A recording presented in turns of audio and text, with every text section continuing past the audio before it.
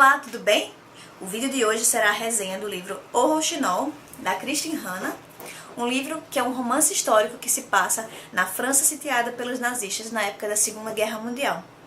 Vamos lá?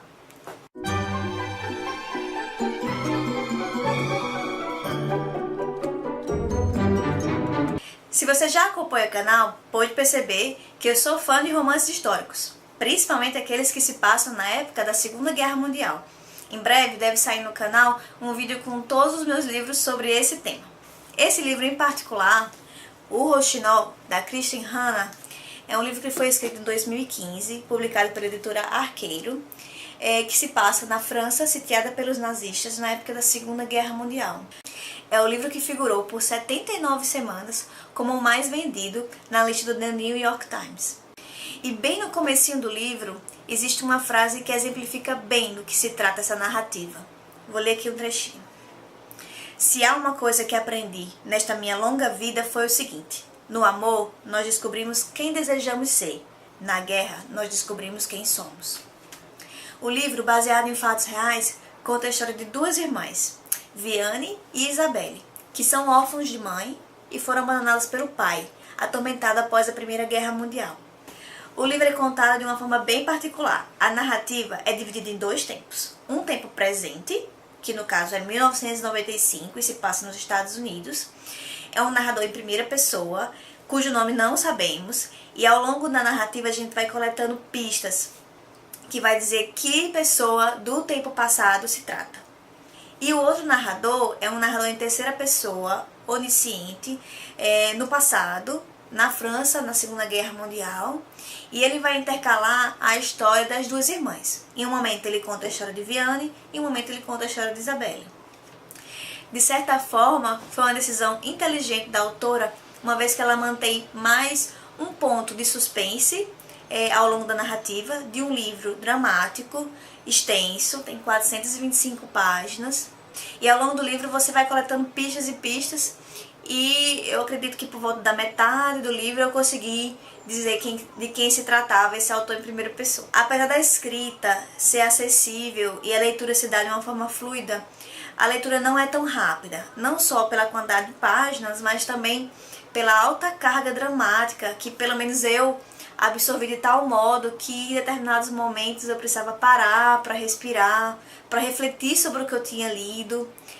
Eu me emocionei em diversos momentos da leitura, então eu levei alguns dias para poder terminar a leitura. As duas personagens femininas em particular são bem construídas. As duas possuem personalidades muito distintas, o que também é um motivo de conflito entre as duas. E também por conta da personalidade diferente das duas, elas reagem também de forma diferente às adversidades. Viane é a filha mais velha. Ela é casada com Antônio e ela tem uma filha chamada Sophie. Ela é uma pessoa temerosa, prudente, insegura, altamente dependente do esposo, a ponto de dar raiva no começo da história. E ela reage inicialmente à guerra negando o problema, negando que existe, ou tentando se tornar o mais neutra possível para poder evitar conflito. Isabelle, a irmã mais nova, por sua vez, é destemida, corajosa, tem uma sede de se provar de que ela é mais do que um rosto bonito, de que ela pode fazer a diferença no mundo.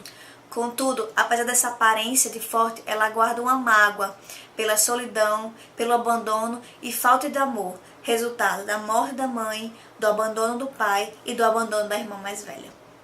E o livro também nos traz outra perspectiva, que é de enxergar a guerra através dos olhos das mulheres que lutaram nessa guerra e das mulheres que ficaram em suas casas aguardando o retorno dos soldados. E de como cada um de nós pode lidar com o resultado da perda de bens materiais, da morte, da separação de entes queridos, do abuso, do medo, da fome e da traição. Acompanhamos também o amadurecimento desses personagens e o quão humanos eles se mostram. E aqui um questionamento bem pertinente de uma das personagens. Ela dizia a si mesma que era seu dever ficar com fome, a aceitar a comida e os restos do inimigo. Contudo, uma mãe deveria deixar seu filho sofrer e passar fome para manter sua lealdade à França? E o que me tocou acima de tudo foi que não era só um livro sobre os horrores da Segunda Guerra, mas também um livro que aborda redenção e perdão. E a personagem nos conta, aqui no final, que finalmente ela estava chorando por tudo, pela dor e pelas perdas, pelo medo e pela raiva, pelo que a guerra havia feito com ela e com todos, pela noção do mal do qual nunca poderia se libertar, pelo horror dos lugares onde estivera e pelo que tinha feito para sobreviver. A autora também foi fiel aos fatos históricos e ela trouxe à luz personagens femininas das quais eu particularmente nunca tinha ouvido falar e que foram tão importantes para a história e que não tiveram o mesmo reconhecimento, como a da Edith Cavell, uma enfermeira britânica que na época da Primeira Guerra Mundial foi responsável por salvar 200 soldados atravessando a Bélgica sitiada para a Holanda livre.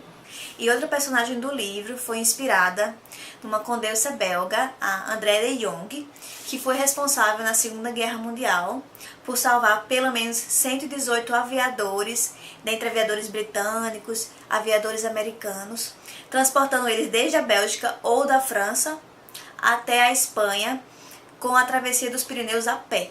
Se você quer saber mais sobre essas duas e outras muitas heroínas esquecidas da guerra, tem um link aqui embaixo que eu vou deixar com mais informações.